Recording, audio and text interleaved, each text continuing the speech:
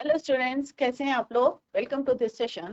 My name is Dr. Kavita Rawat, your English teacher from ICT Virtual Classroom. Today we are going to discuss sample paper. तो बच्चों जैसे हमने पहले भी जो है सैंपल पेपर डिस्कस करा था, आई होप आप लोगों की प्रिपरेशन अच्छी चल रही होगी। तो आज हम आपको जो है सेक्शन सी कराएंगे और उससे पहले हम डिस्कस करते हैं कि how to attempt the questions in the exam. Clear? तो बच्चों सिंपल सा है। सेक्शन ए हमने पहले भी कंप्लीट करा था कि आपको कैसे क्वेश्चंस करने हैं। इसमें दो आपके अनसीन पैसेज आते हैं, एक में आते हैं आपके शॉर्ट आंसर टाइप क्वेश्चंस आते हैं और वोकेबलरी आती है, और नेक्स्ट आता है आपका नोट मेकिंग। तो किस तरह से आपको नोट मेकिंग बनानी है, एक 9 मार्क्स का होता है और टोटल जो है 20 मार्क्स का होता है आपका सेक्शन ए। क्लियर? तो आपको किस तरह से नोट जो है नोट मेकिंग करनी है या उसकी समरी बनानी है, किस तरह से how to use the note in the summary, ये हमने ऑलरेडी डिस्कस करा था। अगर किसी की समझ में नहीं आया है तो आप लोग पूछ सकते हैं, क्योंकि इजीली जो है आप लोग जो है नंबर ले सकते हैं in this section. Section B में आता है बच्चों आपका एडवांस राइटिंग स्किल्स। तो ये आपका 24 मार्क्स का होता है और इसमें जो है लेटर जो है बहुत इंपॉर्टेंट होता है, 8 मार्क्स का होता है। और हमने स्टेप्स डिस्कस करे थे कि किस तरह से आपको एग्जाम में अगर आपके स्टेप्स भी सही हैं तो इजीली आपको नंबर मिल सकते हैं। क्लियर? एक आता है आपका पोस्टर बनाने के लिए आता है, इसमें इंटरनल चॉइस दी रहती है आपके एग्जाम में, या आपका एडवर्टाइजमेंट दिया रहता है और आर्टिकल्स आते हैं लिखने के लिए। तो ये भी हमने कंप्लीट कर लिया advance writing skill. Next is your text book आता है सेक्शन सी। इसमें जो है आपका फ्लेमिंगो बुक और विस्टास दोनों को मिला के 36 मार्क्स का है। तो अगर आप ये वाले दो सेक्शंस भी अगर अच्छी तरीके से करेंगे तो इजीली आप जो है अच्छे नंबर गेन कर सकते हैं। सेक्शन सी में जो है सबसे पहले आपको पोएट्री सेक्शन के क्वेश्चंस आते हैं और इट इज वेरी इजी, क्योंकि 5 पोएम आपके सिलेबस में है, एक पोएम जो है डिलीट की गई है। तो 5 पोएम्स अगर आप अच्छी तरीके से करेंगे तो भी जो है आपके अच्छे नंबर मिल सकते हैं। क्लियर? तो ये दो सेक्शंस में आपको कुछ लर्न नहीं करना, आपको समझना है how to do in the exam, वो हमने डिस्कस करा था। अगर फिर भी आपके कहीं पे प्रॉब्लम है कि how to attempt the questions और किस तरह से नोट मेकिंग बनानी है, या आपको रीडिंग सेक्शन में शॉर्ट आंसर्स जो है फाइंड आउट करने हैं फ्रॉम द पैसेज, इसके भी हमने स्ट्रैटेजी बताई थी कि किस तरह से आपको एग्जाम में पहले क्वेश्चंस को, जो बेस्ड क्वेश्चंस होते हैं अनसीन पैसेज में, उसको पहले देखने हैं और फिर try to find out the answers from the passage. Clear? तो आज हम सेक्शन सी करेंगे, ये हम ऑलरेडी डिस्कस कर चुके हैं बच्चों। अगर आपको कोई क्वेश्चंस पूछने हैं, ये हमने एडवर्टाइजमेंट आपको बताई थी कि किस तरह से आपको एडवर्टाइजमेंट बनानी है, और कोई भी चाहे एडवर्टाइजमेंट हो, पोस्टर हो, नोटिस हो, सबको आपको किसमें रखना है, पुट द मैटर ना बॉक्स, एक बॉक्स के अंदर रखना है, उसके भी हाफ मार्क्स मिलते हैं बच्चों। नेक्स्ट आता है म्यूनिसिपल। यहाँ पे क्या लिखना है आपको, पॉलिथीन बैग्स पे है एक आर्टिकल लिखना है, राइट ए रिपोर्ट लिखनी है। तो पहले आपको जो है यहाँ पे हेडिंग लिख के बाय जो आपको लिखना है उस अपना नाम लिखना है according to the question. Similarly यहाँ पे भी आपको मैगजीन के लिए एक रिपोर्ट लिखनी है। नेक्स्ट है आपका, it is very important, 8 marks का आता है, write a letter to the superintendent of police traffic on the overcrowding of school buses and the safety. अब सिंपल सा ये हम ऑलरेडी कर चुके हैं, एक बारी मैं आपको फिर से बता रही हूँ, क्योंकि 8 मार्क्स का होता है और अगर आपके स्टेप्स सही हैं या आपने जो है उसका मैटर सही लिखा है तो इजीली आपको जो है पूरे नंबर मिल सकते हैं। तो सारे बच्चे ध्यान में रखें और then we will do section C, poetry section. Clear? तो यहाँ पे जैसे मैंने आपको पहले भी आप लोगों से डिस्कस करा था कि आपको लर्न नहीं करना है, आपको सिंपल सा क्वेश्चन से जो है फॉर्मेट आपको आता होगा कि फॉर्मेट भी क्या होता है बच्चों। सबसे पहले हम लिखते हैं सैंडर्स में, फिर हम लिखते हैं डेट और डेट के बाद लिखते हैं रिसीवर्स एड्रेस, और उसके बाद लिखते हैं सब्जेक्ट और सैल्यूटेशन। सैल्यूटेशन के बाद आता है आपका बॉडी ऑफ द लेटर, और बॉडी ऑफ द लेटर के भी 3 पार्ट्स होते हैं। पहला होता है इंट्रोडक्शन, कंटेंट, मेन कंटेंट, और देन कंक्लूजन, और उसके बाद हम लिखते हैं complimentary close, that is yours faithfully, yours truly, yours sincerely. Clear? अब इस फॉर्मेट में कैसे आपको क्वेश्चन से निकालने हैं, जो है किस तरह से स्टेप्स को बनाना है, लेट्स सी। सबसे पहले हम यहाँ पे लेटर को पढ़ते रहते हैं और मार्क करते रहते हैं, write a letter to the superintendent. तो यहाँ पे क्या है, किसको लेटर लिखना है। अब यहाँ पे सिंपल सा लिखा है, write a letter to the superintendent. तो हमें किसको लिखना है, सुपरिंटेंडेंट ऑफ पुलिस। कहाँ का पुलिस है, ट्रैफिक पुलिस है। अब देखते हैं कौन सी जगह का है। ऑन द ओवर क्राउडिंग, और सब्जेक्ट क्या है आपका, overcrowding of school buses. Simple सा हमें सब्जेक्ट भी मिल गया, and the safety of school children. Give your suggest to avoid accidents of the vehicle used for ferrying school children. You are, आप कौन है, मोहित है, लीला है, 12/B मोहित नगर हरिद्वार। अब सिंपल सा है, हमारा रिसीवर्स एड्रेस किसको आपको लिखना है, that is your superintendent of police. कहाँ का होना चाहिए, ऑब्वियसली आप जहाँ के रहने वाले हैं वही का होना चाहिए, दैट इज योर हरिद्वार। तो सिंपल सा यहाँ पे हम मार्क कर देते हैं, ये हो गया आपका रिसीवर्स एड्रेस। क्या है ये आपका रिसीवर्स एड्रेस। रिसीवर्स एड्रेस में कैसे लिखेंगे, टी कैपिटल होगा आपका, द सुपरिंटेंडेंट ऑफ पुलिस, और ब्रैकेट में लिखेंगे आप ट्रैफिक, और नेक्स्ट लाइन में लिखेंगे हरिद्वार। क्लियर। नेक्स्ट हमें क्या मिला है यहाँ से, सब्जेक्ट। सब्जेक्ट क्या है, overcrowding of school buses. ज्यादा बड़ा नहीं लिखते हैं, एक लाइन से ज्यादा नहीं होना चाहिए आपका सब्जेक्ट। तो दिस इज योर सब्जेक्ट। फिर हम देखते हैं कि यहाँ पे क्या है बच्चों, 12 मोहित नगर। तो आप कहाँ के रहने वाले हैं, 12/, तो this is your Sanders address.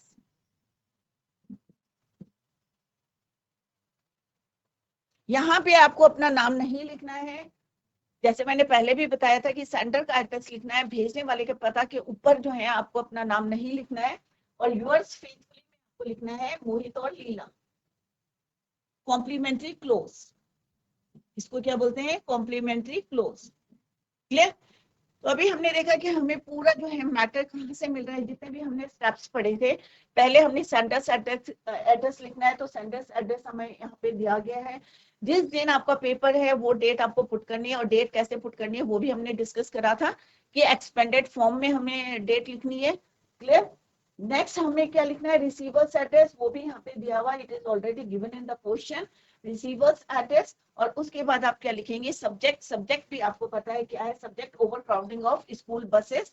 और उसके बाद क्या लिखना है आपको, सबसे टॉप में 12/ Mohit Nagar, then put the date Haridwar. फिर आपको लिखना है the superintendent of police, receivers address, then subject overcrowding of school buses. और नेक्स्ट क्या लिखना है आपको, सैल्यूटेशन डियर सर या मैम लिखना है, सर। और उसके बाद आपको लिखना है body of the letter, in 3 division करनी है आपको। फर्स्ट क्या है आपका इंट्रोडक्शन, सेकंड क्या है आपका मेन कंटेंट, और थर्ड में आपको क्या लिखना है, कंक्लूजन। तो फर्स्ट लाइन आपको मोस्टली जो हम लेटर्स में लिखते हैं, I would like to draw your attention, या I would like to express my deep concern towards the overcrowding, और सब्जेक्ट लिख देंगे यहाँ से overcrowding of school buses and the safety of school children. Clear. और आप क्या चाहते हैं और किस तरह से जो है वो आप अपनी प्रॉब्लम को लिखेंगे, और लास्ट में आप उनसे रिक्वेस्ट करेंगे, अर्ज करेंगे for taking the strict action. Clear. तो इस तरह से आपको लेटर लिखना है। ये हमने पॉलिथीन के जो है कुछ पॉइंट्स को डिस्कस करा था। I hope it is clear to you. तो ये सिंपल सा जो अभी हमने डिस्कस करा था वही लेटर है। तो फॉर्मेट में आपको बताती हूँ, क्योंकि फिर इसके बाद later we will do the section C. तो ये हमने ऑलरेडी अभी मार्क किया था, overcrowding of school buses इसलिए है, एंड द सेफ्टी है, ये आप उसमें लिखेंगे बॉडी ऑफ द लेटर में। और मोहित एंड लीला 12, इस तरह से आपको लिखना है। तो किस तरह से लिखना है, थोड़ा सा मैं फॉर्मेट जो है डिस्कस करते हैं। तो फर्स्ट ऑफ ऑल आपको क्या लिखना है यहाँ पे, 12 सेंडर्स एड्रेस। तो सारे बच्चे जो हैं ध्यान से देखें, क्योंकि बहुत इंपॉर्टेंट है, बच्चे इसी में गलतियां करते हैं, और जबकि ये everything is given in the question format के अकॉर्डिंग जो है यहाँ पे दिया गया है, this is your sender's address. तो आपने याद नहीं किया है, ये हमने कॉपी करा है from the question. Clear. Date आप उसी दिन की डालेंगे, today is 19 February।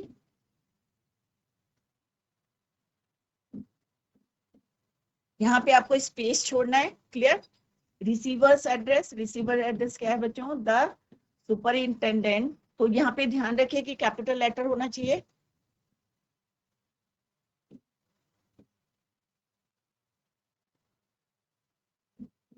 Of police, और ब्रैकेट में लिखेंगे ट्रैफिक। कहाँ का? ऑब्वियसली हरिद्वार। क्लियर? ये आपका रिसीवर्स एड्रेस है, ये भी हमने क्वेश्चन में से लिखा है बच्चों। इसके बाद आप लिखेंगे सब्जेक्ट। सब्जेक्ट क्या है आपका? ओवर क्राउडिंग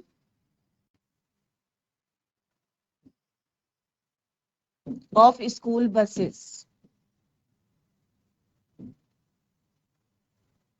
इसके बाद आप लिखेंगे सर, सैल्यूटेशन, और उसके बाद आप लिखेंगे बॉडी ऑफ द लेटर, और उसमें क्या लिखेंगे? I would like to draw या I would like to express my deep concern towards the, किस कौन सी प्रॉब्लम है? Overcrowding of school buses and the safety of school children.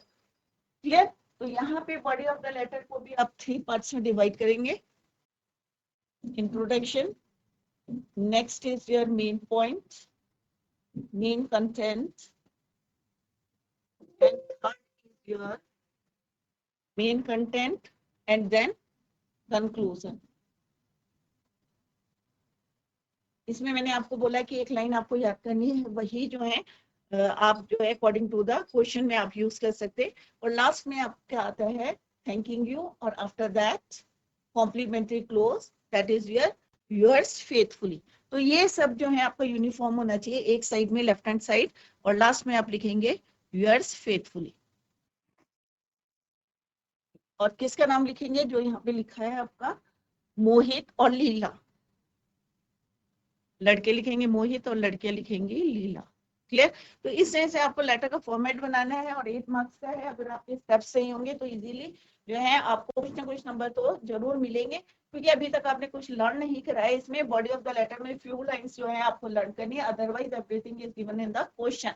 तो सारे बच्चे छोड़ के कोई बच्चा नहीं आएगा, जैसे पहले भी हमने डिस्कस करा था। अगर एडिटर को लिखना है तो सेम आपका सेंडर्स एड्रेस आएगा, देन डेट आएगी, और यहाँ पे आएगा टू द एडिटर। क्लियर? और एडिटर भी जो न्यूज़पेपर है उसका नाम लिखेंगे। क्लियर? फिर सब्जेक्ट लिखेंगे, जो आपकी प्रॉब्लम है वो आप यहाँ से जो है क्वेश्चन में से यहाँ लिखेंगे, और फिर लिखेंगे I would like to draw your attention towards this is from. Clear? तो इस तरह से आपको जो है कुछ लाइंस यहाँ पे याद करनी है, मेन कंटेंट देना, और देन कंक्लूजन। क्लियर? नेक्स्ट है सिंपल सा है, इसमें भी आपको ऐसे ही करना है। एडिटर को लिखना है, कोई न्यूज़पेपर आपका दिया है उसका नाम लिख देंगे आप यहाँ पे, अमर उजाला या दैनिक जागरण, जो भी आपका लोकल न्यूज़पेपर है आपके यहाँ जो आता है उसको आप लिख सकते हैं। एक्सप्रेसिंग योर व्यूज, यहाँ पे आपको बताना है सब्जेक्ट क्या है, need of computer education at primary level in all government schools. Clear? तो सिंपल सा है, यहाँ पे सेंडर्स एड्रेस नहीं है, इट मीन्स आप अपना एड्रेस यहाँ पे लिखेंगे। और रिसीवर्स एड्रेस क्या है? The editor. आप लोकल न्यूज़पेपर जो है डेली न्यूज़पेपर का नाम लिखेंगे, अपना जो है जहाँ पे आप रहते हैं वो नाम लिखेंगे। क्लियर? तो यहाँ पे मेंशन नहीं है तो आप अपना एड्रेस लिखेंगे, इफ इट इज गिवन तो यहाँ से ही आप क्वेश्चन लिखेंगे। क्लियर? यहाँ पे फिर इंडिया ऑफ माय ड्रीम्स, यहाँ पे एक आपको आर्टिकल लिखना है, सिंपल सा है, ये आपको समझ के लिखना है। फाइट अगेंस्ट कोविड-19, यहाँ पे क्या है इंटरनल चॉइस दी गई है, तो उसके अकॉर्डिंग आप लिखेंगे। सेक्शन सी आता है आपका लिटरेचर। अब हमने सेक्शन ए डिस्कस कर लिया, सेक्शन बी डिस्कस कर लिया, और किस तरह से आप जो है ये ध्यान में माइंड प्रिपेयर करके चलें कि आपको किस सेक्शन से कितने नंबर आप गेन कर सकते हैं।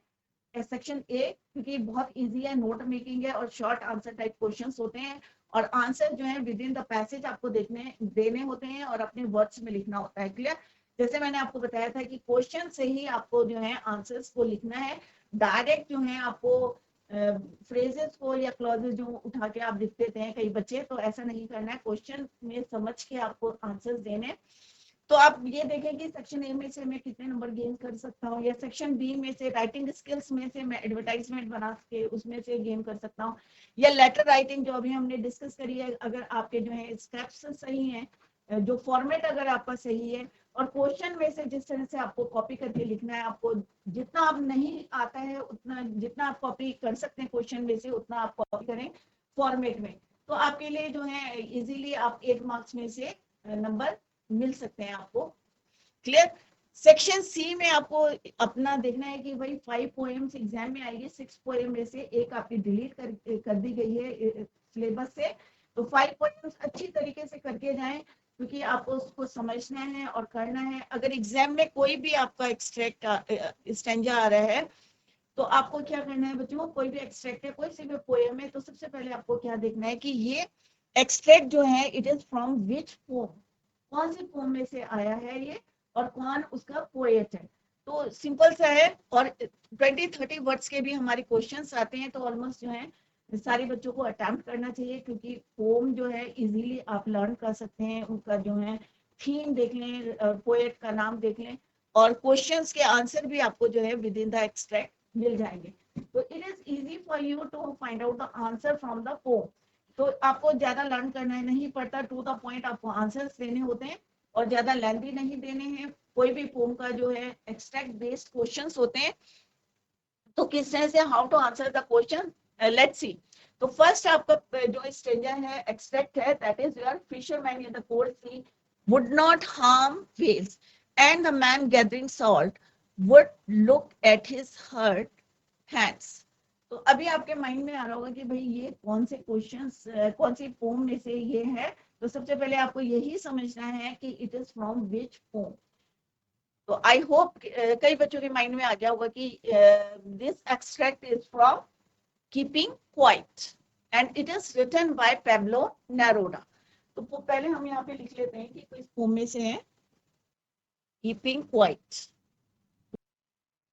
Pablo Neruda. क्लियर? तो कोई भी एग्जाम में आएगा तो सबसे पहले ये दो चीजें आप लिख लें कि पोएम कौन सी है उसकी, क्योंकि अगर पोम आपको याद आएगी तो हाँ भाई यहाँ पे पेब्लो नेरूदा ने कहा था कि भाई इंट्रोस्पेक्शन करना है, 12 तक आपको काउंट करना है। और इंट्रोस्पेक्शन क्या होता है, अंतः निरीक्षण। और जब आप अंतः निरीक्षण करेंगे, इंट्रोस्पेक्शन करेंगे, तभी आपको पता चलेगा कि आपने कहाँ गलतियां करी। नहीं तो क्या होता है बच्चों, आजकल इतनी बिजी लाइफ है और हम लोग जो है भागते रहते हैं, और एक ग्रीडी जो है, हम लोग लालच जो है हमारे मन में आ जाता है, और उसके चक्कर में हम पीछे नहीं देखते कि हमने क्या गलतियां करी हैं। तो यहाँ पे पेब्लो नेरूदा जो इसके पोएट हैं, वो सबसे चाहते हैं कि भाई किसी तरह से कुछ जो है 12 तक काउंट करो, कुछ क्षण जो है आप शांत रहे, क्वाइट रहे, और थिंक अबाउट कि व्हाट यू डिड, जो भी तुमने किया है उसके बारे में सोचे, तो आपको अपनी गलतियां जो है रियलाइज होंगी। तो यहाँ पे यही है कि फिशरमैन अगर कोल्ड सी में जाता है, तो और कोल्ड सी में जाता है, वुड नॉट हार्म वेल्स। तो ऑब्वियसली फिशरमैन क्यों जाएगा, तो यहाँ पे उन्होंने बोला है कि वेल्स को वो हार्म ना पहुंचाए, उनको नुकसान ना करे। And the man gathering salt, और जो मैन जो है गैदरिंग कर रहे हैं, सॉल्ट को गैदर कर रहे हैं, क्योंकि सॉल्ट क्या है बच्चों, सोडियम क्लोराइड है, NaCl है। तो अगर ऑब्वियसली अगर नमक में आप बहुत देर तक अपने पैर को अगर डिप करके रखेंगे या अपने हैंड को देखेंगे, तो आप देखेंगे कि उसका इफेक्ट क्या होता है आपकी बॉडी में, या आपके हैंड में, या आपकी फीट में। क्लियर? तो सेम यहाँ पे जो है पेब्लो नेरूदा क्या बोल रहे हैं, would not harm whales and the man gathering salt, और जो आदमी जो है सॉल्ट को गैदर कर रहे हैं, इकट्ठा कर रहे हैं, would look at his hurt hands, कि वुंडेड हैंड्स को अपने देखें, जो जख्म हो गए हैं इतना। क्योंकि हम क्या करते हैं, अगर हमें जितनी नीड है अगर हम उतना ही कलेक्ट करेंगे, तो ऑब्वियसली हमारे हाथ जो हैं वुंडेड नहीं रहेंगे या हर्ट नहीं रहेंगे। बट अगर हम एक्सेस में उसको कलेक्ट करते हैं, तो ऑब्वियसली किस लिए कर रहे हैं, क्योंकि लालच है। इसलिए यहाँ पे पेब्लो नेरूदा जो इसके पोएट हैं, वो क्या चाहते हैं कि आप जो है थोड़ी सी देर जो है इंट्रोस्पेक्शन, अगर आपको याद आ गया होगा कि, क्योंकि इसीलिए मैंने पहले बोला कि आपको ये पता होना चाहिए कि this extract is from which poem, किस पोम में से ये एक्सट्रैक्ट लिया गया है, सो दैट आपको याद आ जाएगा कि पोएट क्या बोलना चाह रहे हैं, क्यों उन्होंने यहाँ लिखा है कि डोंट हार्म या would not harm whales. Clear? तो वो यही चाहते हैं कि आप ये देखो कि आप लालच कहाँ कर रहे हैं, या किसी को नुकसान पहुंचा के आप अपना प्रॉफिट देख रहे हैं। तो एक बारी अपने इंट्रोस्पेक्शन, अपने अंतः निरीक्षण करें, और फिर देखें कि आप कहाँ पे गलती करें, और रियलाइज करें, और कि नेक्स्ट टाइम वो गलतियां ना हो। तो let's see the first question. अभी सारे बच्चों की समझ में आ गया होगा कि this extract is from both keeping quiet, and poet is your Pablo Neruda. Clear? First question is very simple, what would the fisherman not to do. अब यहाँ पे क्या बोला है कि फिशरमैन को क्या करने के लिए नहीं बोला है, तो सिंपल सा फर्स्ट 2 लाइंस में लिखा है कि फिशरमैन इन द कोल्ड सी, कि जो ठंडे पानी में जो फिशरमैन जाते हैं, मछुआरे जाते हैं, वुड नॉट हार्म वेल्स, कि वो व्हेल्स को क्या करें, हार्म ना पहुंचाए, नुकसान ना करें। तो सिंपल सा आपको कैसे लिखना है क्वेश्चन, ये नहीं है कि यहाँ से आपने लिख दिया क्वेश्चन, तो यहाँ से आप लिखेंगे द फिशरमैन, अब नॉट की जगह क्या लिखेंगे आप, would not, would not, the fisherman would not harm whales. Simple सा यहाँ से आपको आंसर लिखना है, क्वेश्चन में से लिखना है, क्योंकि एक नंबर ये आधा नंबर एक नंबर का आता है, तो टू द पॉइंट आपको आंसर लिखना है, ज्यादा लेंथी नहीं लिखना है। Clear? The fisherman would not harm whales. So this is the first question based on this extract, and the poem is your keeping quiet and the poet is your Pablo narrator. तो कोई भी exam में आती है तो इस तरह से आप लिख लें और फिर उसको रिमाइंड करें अपने माइंड में कि भाई हमने क्या पढ़ा था और क्या आंसर इसका होना चाहिए, एग्जैक्ट आंसर, क्योंकि टू द पॉइंट एक नंबर का आपका एग्जाम में आता है। क्लियर? नेक्स्ट क्वेश्चन है what would the man gathering salt do. अब जो मैन जो है गैदरिंग सॉल्ट कर रहे हैं, इकट्ठा कर रहे हैं सॉल्ट, तो उस क्या क्या बोलना चाह रहे हैं, what would the man gathering. तो वो यहाँ पे पैब्लो नेरूदा क्या कह रहे हैं कि एक बारी वो अपने जो है घायल जो है हर्ट हैंड्स को देखें कि कितना आप लोगों को नुकसान हुआ है, कितना आपने अपनी बॉडी को जो है हर्ट करा है, या वुंडेड हैंड्स को देखें। जैसे अभी मैंने बताया कि सॉल्ट जो है बहुत देर तक अगर आप सॉल्ट में रहेंगे, नमक के पानी में रहेंगे, तो किस तरह से आपको नुकसान पहुंचाएगा। तो यहाँ पे सिंपल सा है, the man gathering salt would look at his hurt hands. तो यहाँ से आपको आंसर लिखना है, फर्स्ट है and this is the answer of 2। तो सिंपल सा क्वेश्चन है, इसीलिए हम कह रहे हैं कि एग्जाम में कोई भी पोएट्री सेक्शन के जो क्वेश्चंस आते हैं या एक्सट्रैक्ट आते हैं छोड़ के नहीं आएंगे, क्योंकि 5 पोएम्स जो है आपके कोर्स में है, एक जो है डिलीट कर दी गई है, तो वो आप नहीं करके जाएंगे, ओनली 5 पोएम्स है, तो उनको अच्छी तरीके से आप पढ़ के जाएं, उनके जो है देखें कि उसमें पोएट जो है क्या बताना चाह रहे हैं, उसका पूरा जो एक समरी को पढ़ के जाएं।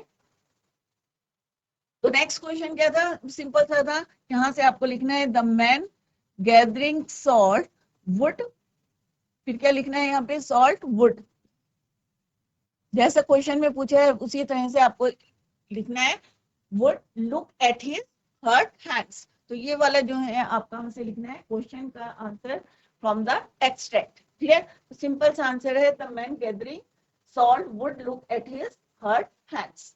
क्लियर?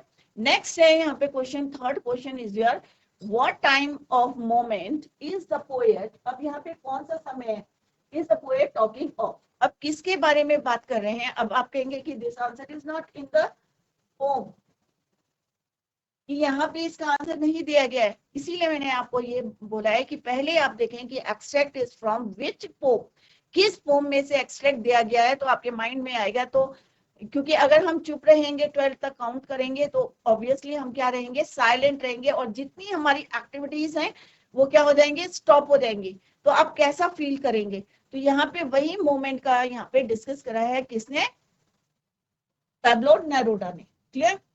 तो सिंपल सा आंसर देना है, the poet is talking is, the poet is talking, किसके बारे में बात कर रहे हैं, is talking of the moment of quiet introspection. Main यही है इस पोम में, कीपिंग क्वाइट में, कि अपना अंतर निरीक्षण करें और फिर देखें कि आपने कितने अच्छे काम करे हैं, कितने बुरे काम करे हैं। तो यहाँ पे आपको इसी तरह से आंसर देना है, the poet is talking of the moment of quiet introspection and its later effect. और उसके क्या इफेक्ट है, क्या आपका माइंड चेंज होता है कि हाँ भाई मैंने यहाँ पे गलती करी है। तो सबसे पहले पोएट ने यहाँ पे पूरी पोम में जो है यही बात करी है कि अगर आप जो है हार्म कर रहे हैं, वेल्स को हार्म कर रहे हैं, तो क्यों कर रहे हैं और एक्सेस में क्यों कर रहे हैं, कोई भी काम है, या नमक को जो है सॉल्ट को गैदरिंग कर रहे हैं, या मैन गैदरिंग द सॉल्ट क्यों कर रहे हैं एक्सेस में, जितना आपको चाहिए उतना आप लें और डोंट हर्ट योर हैंड्स। तो सब में क्या है कि वो चाहते हैं कि तुम इसके बारे में सोचो, लालच को छोड़ो और अपना अंतर निरीक्षण को देखें कि आप कहाँ पे गलती कर रहे हैं। तो that is your quite introspection and later it's effects. और उसके इफेक्ट्स क्या है, तो सेम आंसर आपको इसी तरह से लिखना है, the poet is talking of the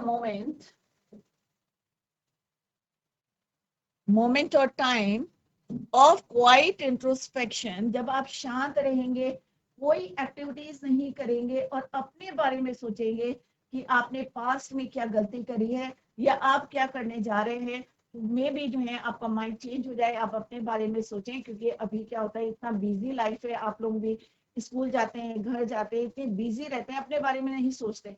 तो यहाँ पे पोएट ने, जो पैब्लो नेरूदा है, उन्होंने यही बोला है कि अपने अंदर जो है इंट्रोस्पेक्शन करें और उसके इफेक्ट्स देखें कि अच्छे हैं या बुरे हैं। तो इस तरह से बच्चों एग्जाम में क्वेश्चंस आते हैं और आपको टू द पॉइंट उसके आंसर देने, और ये तभी देंगे जब आपकी समझ में आएगी कि पोम क्या है, किस पोम में से एक्सट्रैक्ट दिया गया है। क्लियर? नेक्स्ट क्वेश्चन सिंपली कई बार पूछते हैं बच्चों, name the pome and the poet.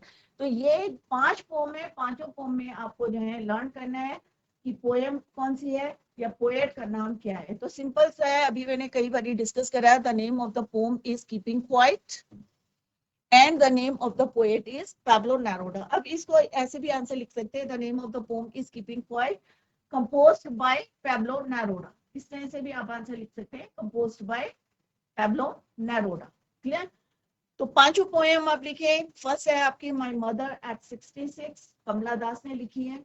तो इस तरह से आप जो है लर्न करते रहे। सेकंड पोएम जो है डिलीट कर दी गई है आपके सिलेबस से।